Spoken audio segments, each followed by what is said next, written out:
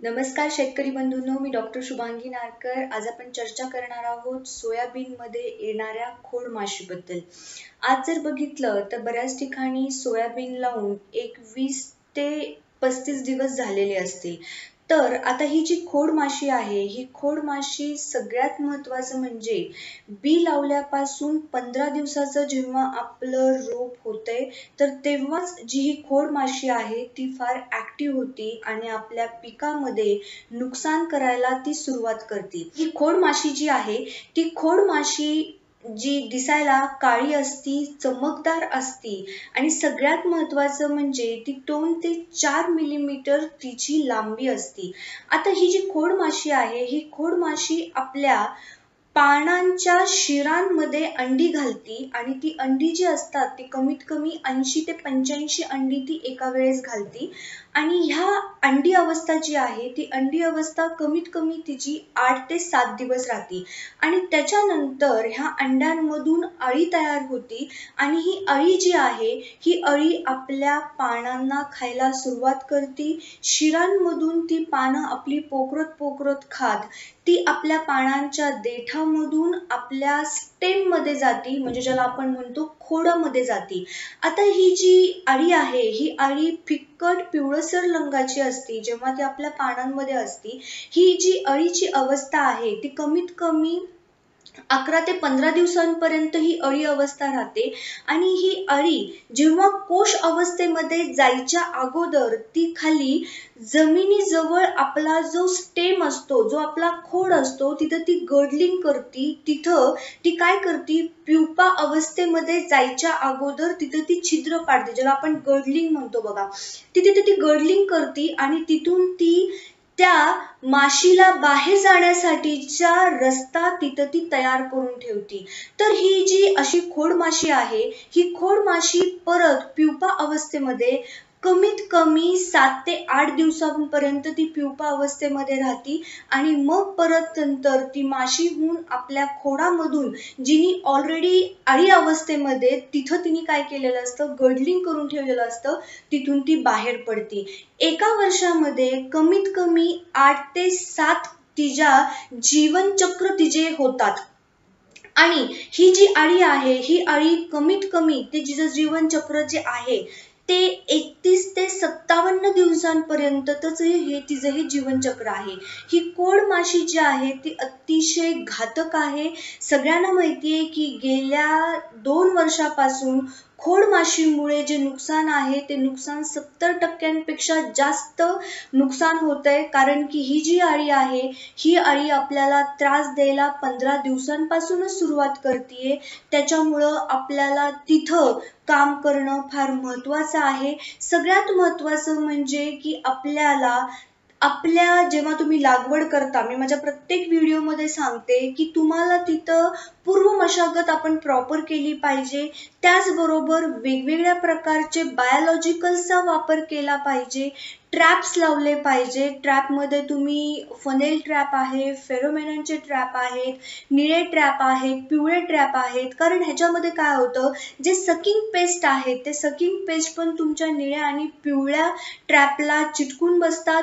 त्याचबरोबर ह्या ज्या माशा आहेत, म्हणजे जे आपण पतंग अवस्था म्हणतो, जसं सगळ्यांना माहिती आहे की आपल्या किडीच्या ज्या अवस्था आहेत त्या 4 अवस्था आहेत। सगळ्यात महत्त्वाची म्हणजे जी पतंग अवस्था आहे, ती पतंग अवस्था की काय करती, अंडी घालती आणि त्या अंडीमधूनच नंतर सगळं जे आपलं जीवनचक्र सुरू होतं। त्याच्यामुळे जेव्हा आपण हे ट्रॅप लावतो तर ह्या ट्रॅपमध्ये ह्या ज्या माद्या माशा आहेत किंवा हे जे पतंग आहेत, हे तिथं पतंग जे आहेत ते तिथं अडकले जातात। त्याच्यामुळं ते पुढं जाऊन जे आहेत ते त्यांचं जीवनचक्र ते परत सुरू करू शकत नाहीत। त्याच्यामुळं वेगवेगळ्या प्रकारचे इन्सेक्टिसाइडचे फवारे पण तुम्ही घेऊ शकता, ज्याच्यामध्ये आपण केमिकल इन्सेक्टिसाइड्स आहेत, त्याच्यानंतर काही बायोलॉजिकल्स आहेत, बॉटॅनिकल्स आहेत, ह्यांचाही आपण इथं वापर करू शकतो। सगळ्यात महत्त्वाचं म्हणजे की ट्रायकोग्रामाची अंडी आपण सोडली पाहिजेत, जो HNPV जो व्हायरस आहे त्यांचे आपण फवारे काढले पाहिजेत। त्याच्यामुळं अळी वर्गातले जी काही कीड आहे त्याला कंट्रोल व्हायला आपल्याला खूप सुंदर रिझल्ट मिळतात. तर अशा वेगवेगळ्या प्रकारचे जे प्रॅक्टिसेस आहेत ते प्रॅक्टिसेस आपण केले पाहिजेत. आणि सगळ्यात महत्त्वाचं म्हणजे ही जी खोड माशी आहे तिला जे हे वातावरण आहे, जे आता सध्याचं सतत पाऊस पडणं, आर्द्रता वाढणं, तुमचं टेम्परेचर जे आहे ते फ्लक्च्युएट होणं, कमी जास्त होणं, हे खोड माशीसाठी अतिशय पोषक वातावरण आहे. त्यामुळं ही खोड माशी जी आहे ती खोड माशी आपली जुलै महिन्यापासून ती ऑगस्ट महिन्यापर्यंत खूप मोठ्या प्रमाणामध्ये ती डेव्हलपमेंट करती. तिच्या अवस्था ज्या आहेत त्या वेगवेगळ्या अवस्था आपल्याला आपल्या शेतामध्ये पाहायला मिळतात. कारण की हे जे आत्ताचं क्लायमेट आहे, हे आत्ताचं क्लायमेट तिला अतिशय पोषक असतं. त्यामुळं जून ते ऑगस्ट महिन्यामध्ये आपल्याला खोड माशीचं नियंत्रण करणं फार महत्त्वाचं आहे.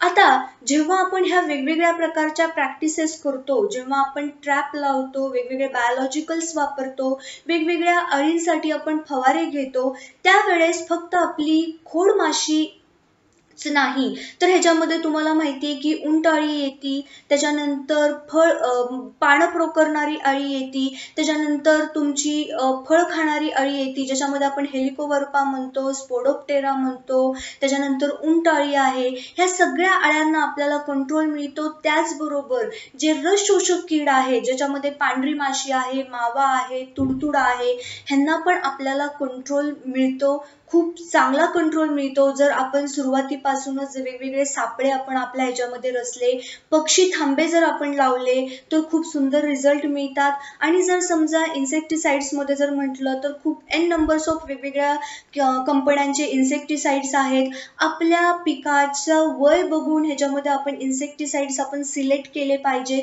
ज्याच्यामध्ये जेणेकरून आपल्याला सगळ्याच प्रकारच्या अळीवरती आणि किडीवरती नियंत्रण मिळेल. ह्याच्यामध्ये जर तुम्ही बघितलं तर कराटे आपण इथं वापरू शकतो. त्याच्यानंतर आपण हमला आहे, प्रोफेक्स सुपर आहे ज्याच्यामध्ये सायपरमिथ्रिन आणि क्लोरोपायरिफॉस आहे, त्याच्याबरोबर फेम आहे, त्यानंतर पॅराझाइड आहे. अशा वेगवेगळ्या प्रकारचे इन्सेक्टिसाइड जे आहेत ते मार्केटमध्ये आहेत. प्रोक्लेम आहे, तर कुठल्याही प्रकारचं तुम्ही इन्सेक्टिसाइड जे मार्केटमध्ये अवेलेबल आहे, इमामॅक्टिन, बेन्झोइट वगैरे ह्या वेगवेगळ्या प्रकारच्या इन्सेक्टिसाइड्सचा आपण वापर करू शकतो. आणि हे वापरून आपण जी आपली खोड माशी आणि इतर वेगवेगळ्या प्रकारचे येणारे जे काही इन्सेक्ट आहेत, रस शोषक कीट आणि वेगवेगळ्या प्रकारच्या अळी, ह्यांना आपण इथं कंट्रोल करू शकतो.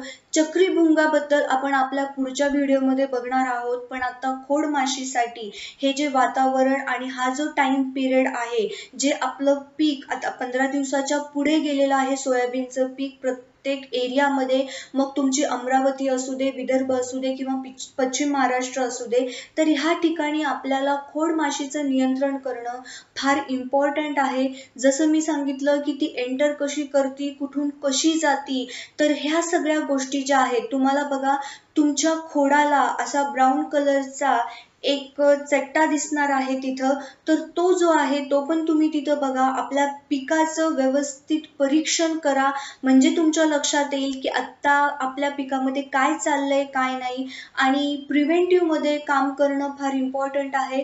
त्याच्यामुळे जसं मी सांगितलं तसे बायोलॉजिकल्स वापरा, ट्रॅप लावा, रिझल्ट खूप चांगले मिळतील. पक्षी थांबे 100% लावा, त्याच्यामुळे पण आपल्याला खूप इच्छित असे रिझल्ट मिळतात. कारण की पक्षी आपल्या पिकांमध्ये असणाऱ्या आळे किड्यांना खाऊन टाकतात, त्यामुळे रिझल्ट खूप छान मिळतात. जर हा व्हिडिओ आवडला असेल तर लाईक करा, शेअर करा, कमेंट करा, सबस्क्राईब करा.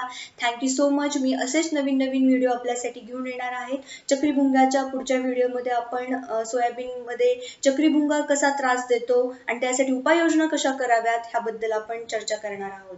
Thank you so much. धन्यवाद.